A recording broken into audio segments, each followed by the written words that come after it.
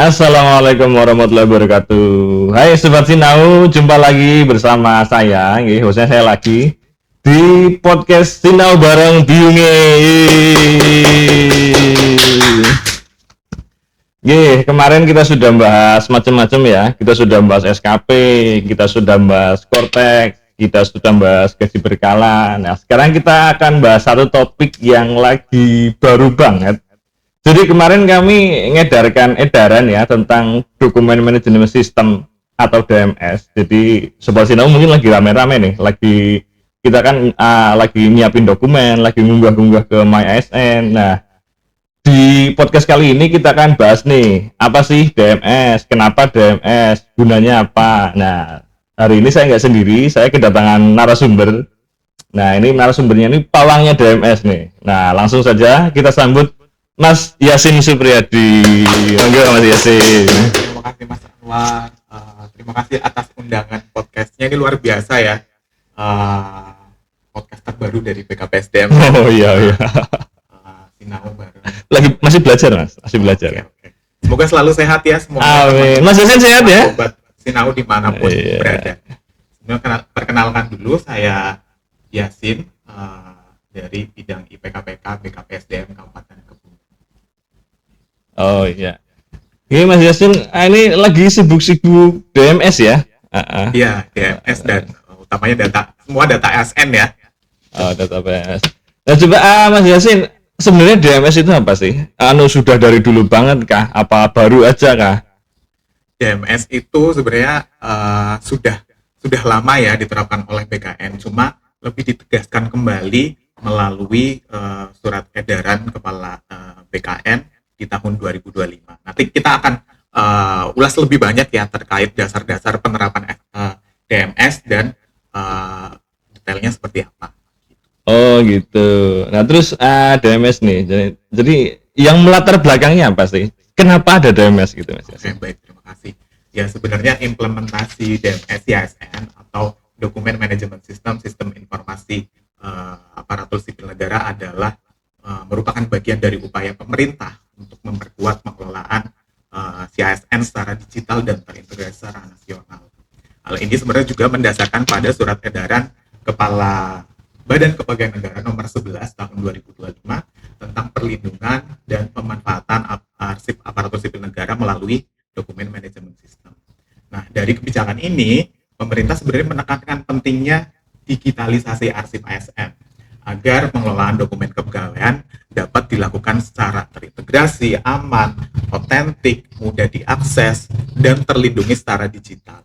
Jadi dengan kata lain, jika sebelumnya dokumen banyak yang hanya tersimpan dalam bentuk fisik di lemari arsip, maka melalui DMS ASN dokumen tersebut akan tersimpan dalam bentuk arsip digital yang menjadi bagian dari lemari arsip elektronik lemari arsip elektronik ASN secara nasional. Seperti itu, Mas. Terus gini Mas Yasin, ini intinya Sobat Sinau ini harus ngapain sih? Apa yang harus dilakukan? Apa yang disiapin? Dokumennya apa aja? Ngunggahnya kemana? Gimana cara ngunggahnya? Monggo Mas Yasin. Ya, kunci dari teman-teman ASN semua adalah mengunggah dokumen kepegawaian untuk data yang sudah ada di aplikasi MyASN.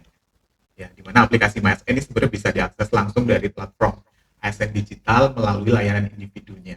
Saya yakin teman-teman semua sangat familiar ya dengan aplikasi MyASN ini karena ini sudah di-launching oleh BKN dari lama.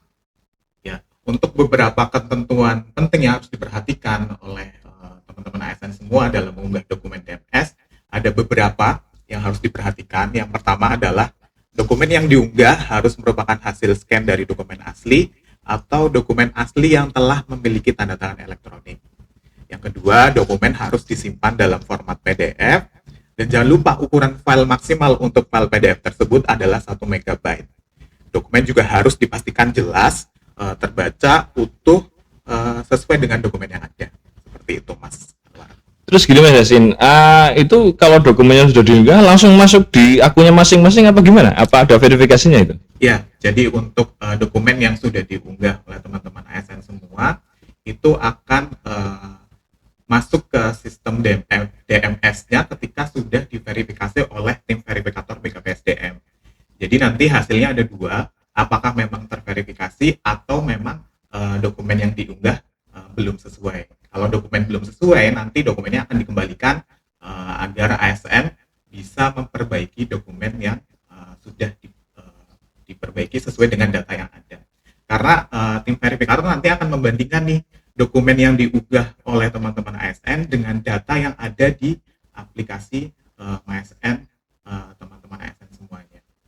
Jadi misalnya nih di aplikasi MyASN ada namanya riwayat jabatan. Ada misalkan guru ahli madya gitu ya, tapi ternyata yang diunggah SK kenaikan pangkat atau yang diunggah SK jabatan guru ahli muda. Tentu itu akan dikembalikan oleh tim verifikator agar para ASN bisa memperbaikinya seperti itu. Nah, nanti ketika diverifikasi dokumen akan masuk ke sistem DMS-nya dan otomatis akan mempengaruhi jumlah skor DMS ASN. Seperti itu, Mas. Oh gitu Sobat Sinau nggih. Jadi Sobat Sinau nanti ngunggah dokumen-dokumen yang di DMS itu nanti teman-teman di BKPSDM Mas Yasin CS dan pandega-pandeganya itu akan verifikasi yang Sobat Sinau unggah itu udah benar apa belum. Nah kalau belum nanti kita kembalikan. Gitu Mas Yasin nggih? Betul sekali. Oh betul sekali. Nggih, pertanyaan berikutnya. Tadi kan Mas Yasin bilang ada skornya nggih. Kayak rapat ya, kayak SKP gitu ya. Nah ini skor apa sih? Ya, ada namanya skor arsip ASN DMS ASN gitu ya. Skor arsip ASN yang merupakan indikator yang digunakan untuk mengukur tingkat kelengkapan arsip digital ASN di dalam sistem DMS ASN. Jadi seberapa lengkap sih dokumen Bapak Ibu semuanya, teman-teman ASN semuanya yang ada di aplikasi MyASN. Ini diukur menjadi beberapa tingkatan dari kurang lengkap, cukup lengkap, lengkap, dan sangat lengkap. Itu masing-masing ada range-nya, Mas Anwar. Misalnya kurang lengkap itu kalau skornya di bawah 30. Tapi kalau cukup lengkap itu skornya antara 30 sampai dengan 55,5. Kalau lengkap skornya antara 55,6 sampai dengan 90. Dan ini yang kami harapkan teman-teman ASN itu semua skornya ada di kategori sangat lengkap, yaitu skornya lebih dari 90. Karena semakin lengkap dokumen yang diunggah oleh teman-teman ASN semua, maka semakin tinggi juga skor arsip ASN tersebut. Nah, skor ini bisa digunakan untuk memantau tingkat kelengkapan ya tadi ya, tingkat kelengkapan arsip digital ASN di semua instansi pemerintah. Tidak hanya di Kebumen, tapi ini diimplementasikan secara nasional. Seperti itu, Mas Anwar. Oh, gitu Sobat Sinau nggih. Kalau di tempat kami sendiri, Busek menghimbau juga ya. Pokoknya setiap PNS di BKPSDM skornya harus lebih dari 90 gitu Mas Yasin nggih. Betul. Jadi Sobat ASN usahakan lengkapi dokumen-dokumen di DMS nanti biar skornya tinggi ya. Di atas 90 ya minimal ya. Betul. Kami harapkan di atas 90 karena nanti juga ada pemeringkatan di level kantor regional 1 BKN Yogyakarta ya, nanti di semua instansi pemerintah di wilayah Jateng dan DIY itu kan ada pemeringkatan kira-kira berapa sih skor arsip DMS-nya untuk di wilayah tersebut. Jadi kami harapannya nilai kita tetap sangat lengkap ya skornya ya. Jadi ya mungkin kalau bisa juara itu lebih bagus gitu. Oh, gitu Sobat Sinau. Kita di ranking nih di tingkat provinsi Jateng ya, Jateng DIY ya, Jateng DIY. Jadi jangan sampai kalah sama kabupaten lain. Kita harus lengkap ya. Nah terus gini Mas Yasin, tadi kan ada yang diunggah ya. Nah terus apa aja sih dokumen yang diunggah? Jenisnya apa aja? Ya, untuk DMS sendiri ada dua jenis ya. Yang pertama adalah arsip utama ASN dan yang kedua adalah arsip kondisional ASN. Nah untuk arsip utama ASN sendiri itu adalah arsip individu ASN yang berkaitan langsung dengan manajemen ASN yang wajib dimiliki oleh setiap ASN sejak pertama kali diangkat sebagai ASN. Berarti dokumen yang ada atau lahir sejak teman-teman ASN diangkat sebagai CPNS. Gitu. Nah, ini ada skornya juga untuk arsip utama ASN ini. Skor maksimalnya adalah 90 poin.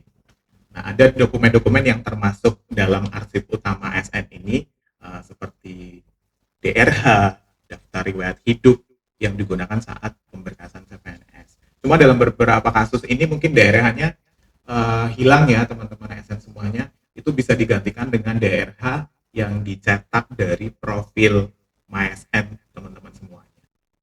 Nanti tinggal dicetak ke PDF, nanti PDF-nya diunggah di DMS CSN. Seperti itu.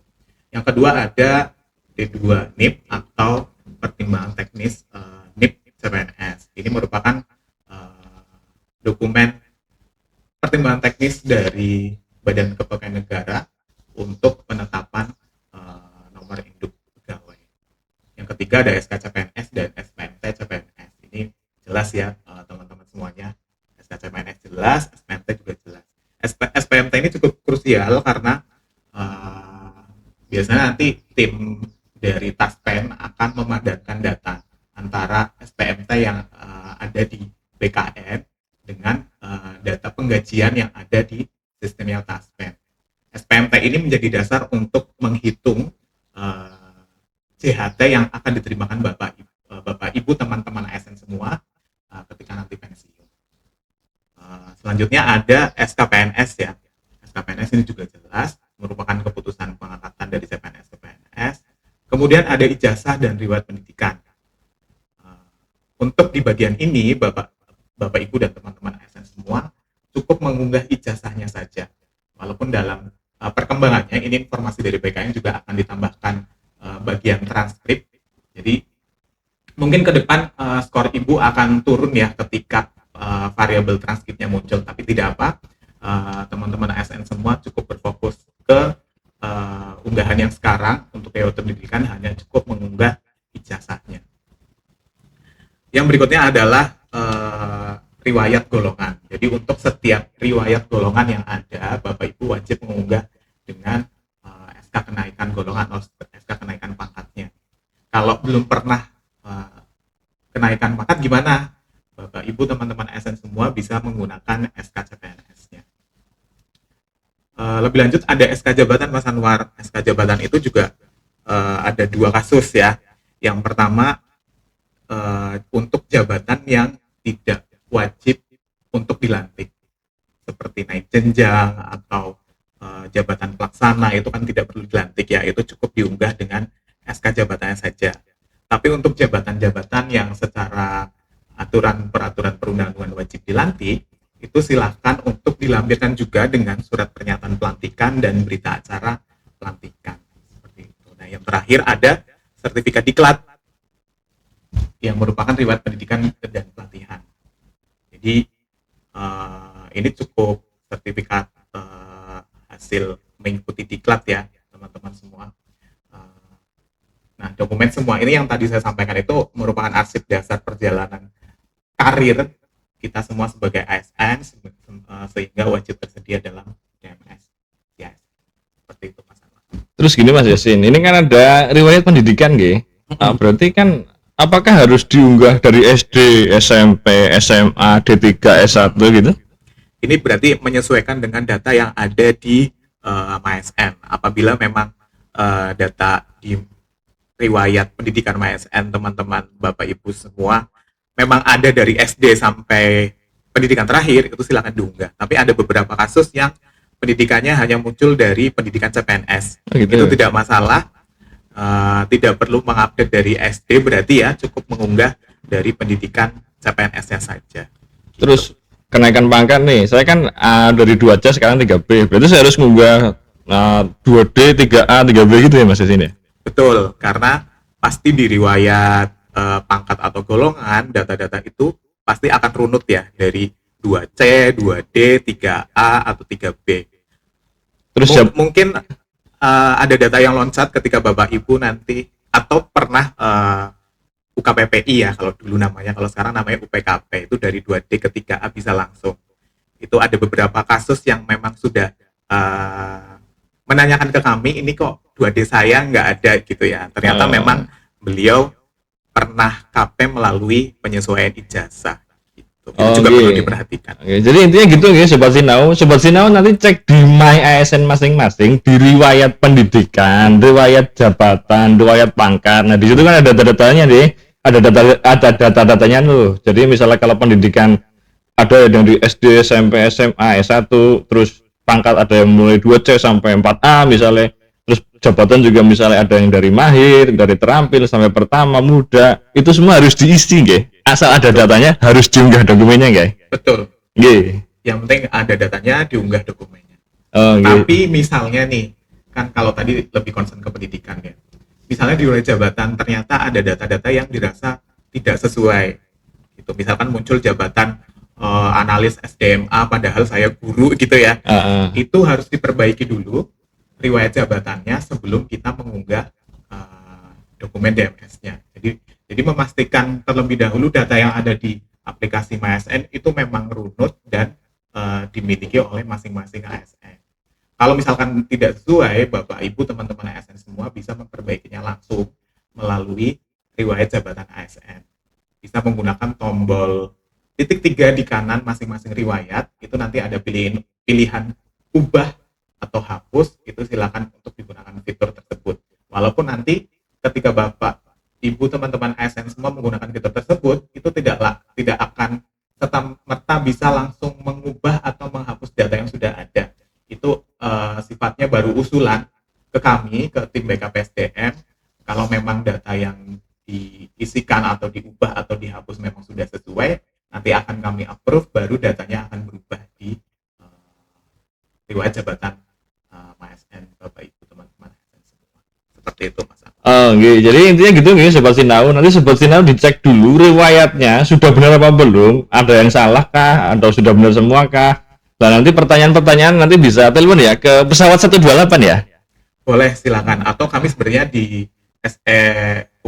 surat kepala BKPSDM juga sudah menyertakan PIC ya. Ada PIC-nya. Dan Mbak Diah juga yang siap membantu Bapak Ibu teman-teman ASN ketika mengalami kendala dalam implementasi DMS ASN ini. Oke, siap. Nanti jadi kalau ada permasalahan bisa langsung ke Mas Yasin nggih. Boleh, silakan. Oke, siap. Ini arsip utama ya. Ini yang dinilai ini ya, yang ada skornya nggih. Iya, betul. Ya, ada skornya nggih.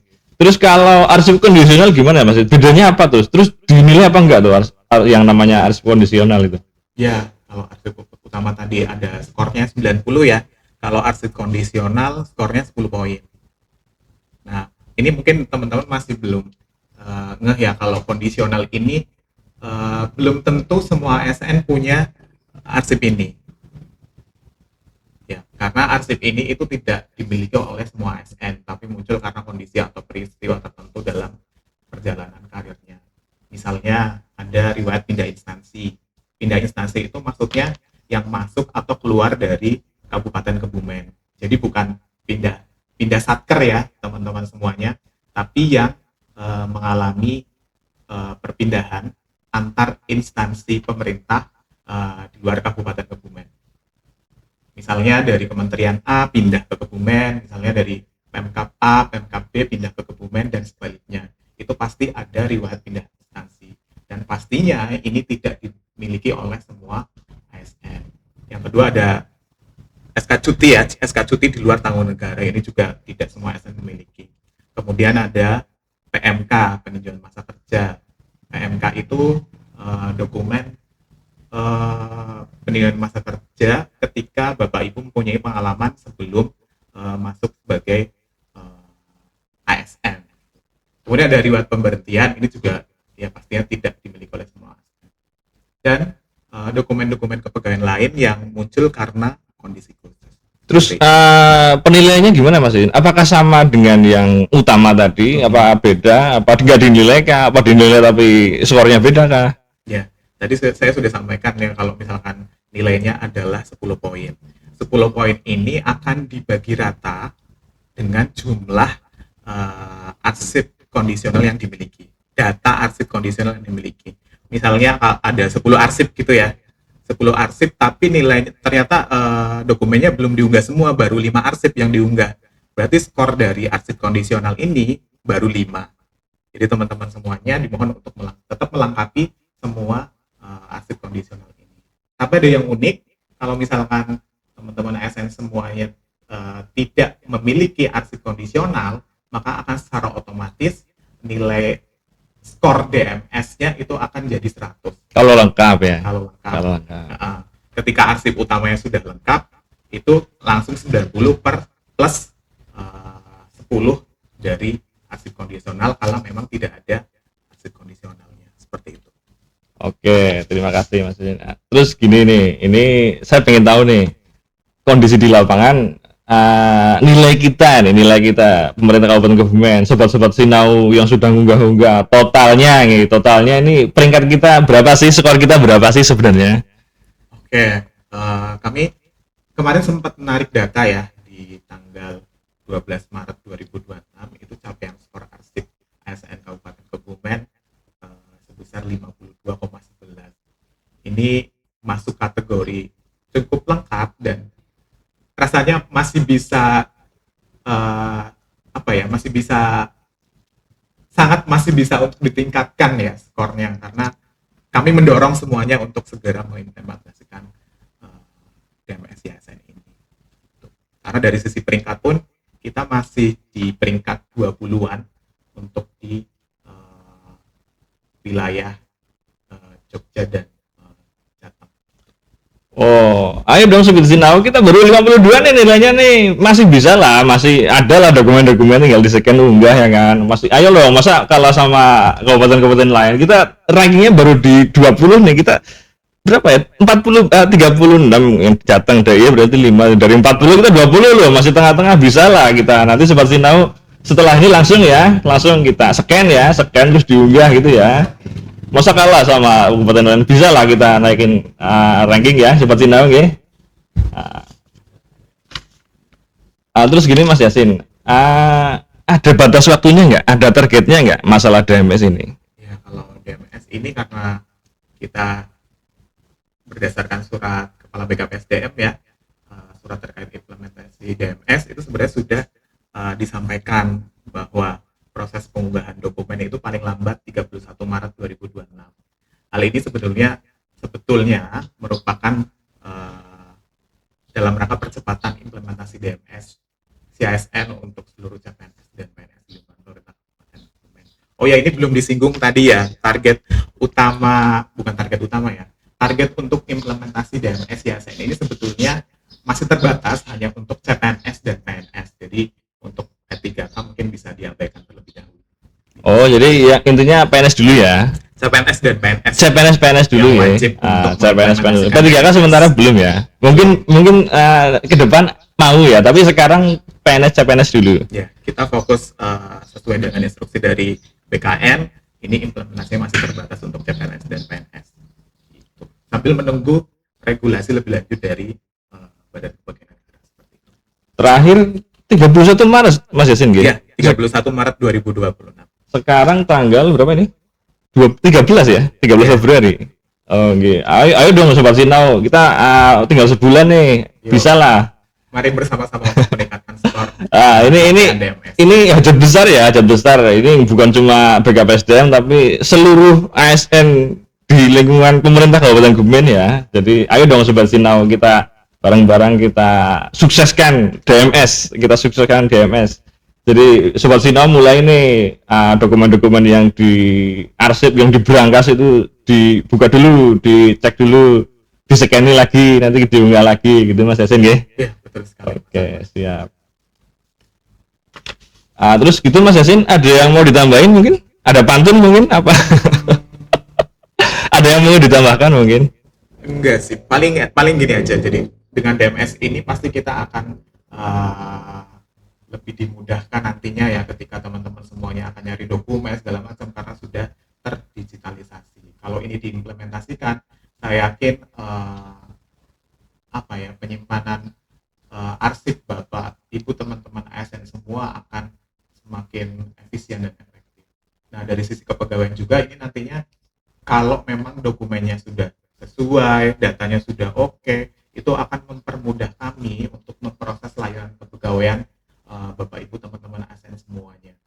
Jadi harapannya ini mungkin cita-cita di masa depan ya, untuk usul layanan kepegawaian itu Bapak Ibu tidak memerlukan persyaratan berkas yang harus dikirim ke kami.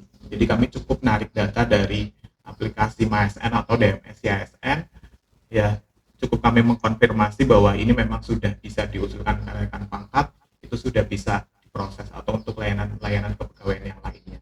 Gitu. Jadi sebenarnya muaranya untuk mempermudah pelayanan kepegawaian sih Mas Anwar ya. Jadi biar bisa lebih cepat, terus tepat waktu dan tepat gaji juga gitu. Jadi prosesnya akan lebih mudah ketika semua ini bisa diimplementasikan seperti itu. Oh, gitu Sobat Sinau nggih. Dokumen-dokumen daripada disimpan di lemari terus kena rayap, dipangan tikus, mending di-scan ya kan, di-scan, unggah di DMS aman. Kalau ada apa-apa tinggal diunduh lagi gitu Mas Yasin nggih. Betul sekali. Jadi gitu. Ini Sobat Sinau, ini kita semakin kesini semakin zamannya semakin digitalisasi nggih. Kita sekarang usulan apapun kita sudah jarang minta fisik, sekarang kenaikan pangkat juga scan, pensiun scan, apa-apa scan gitu Sobat Sinau. Jadi ayo, mari kita sukseskan DMS. Dokumen-dokumen yang di lemari coba dibongkar lagi, di-scan ya, diunggah ke DMS gitu ya, Sobat Sinau. Gitu Mas Yasin ya? Betul sekali. Titip, mohon untuk segera diimplementasikan dan bantu kami untuk meningkatkan skor capaian DMS di Kabupaten Kebumen. Terima kasih. Oke, terima kasih Mas Yasin. Nggih, Sobat Sinau, begitu sekian podcast kita pada hari ini. Nanti kita lanjut lagi di podcast-podcast berikutnya. Kurang lebihnya mohon maaf. Assalamualaikum warahmatullahi wabarakatuh. Tutorial DMS ASN BKM. Apa itu DMS? DMS atau Dokumen Manajemen System. DMS merupakan sistem pengelolaan arsip digital kepegawaian yang dirancang untuk mendukung tata kelola manajemen ASN yang lebih efektif, efisien, dan akuntabel. Langkah yang pertama, kunjungi situs asndigital.bkn.go.id. Yang kedua, klik login. Klik masuk menggunakan akun SSO ASN dan masukkan kode OTP. Setelah berhasil login, klik layanan individu ASN dan klik My ASN. Lalu, klik DMS. Pada menu DMS ada dua arsip, yaitu arsip utama dan arsip kondisional. Pada menu arsip utama, apabila terdapat dokumen dengan status 0% atau belum mencapai 100%, silakan lakukan langkah berikut. Klik jenis dokumen, klik icon upload, unggah file scan dokumen asli berformat PDF. Jika berhasil, maka icon akan berubah menjadi icon jam. Tunggu. Proses verifikasi oleh tim verifikator BKPSDM.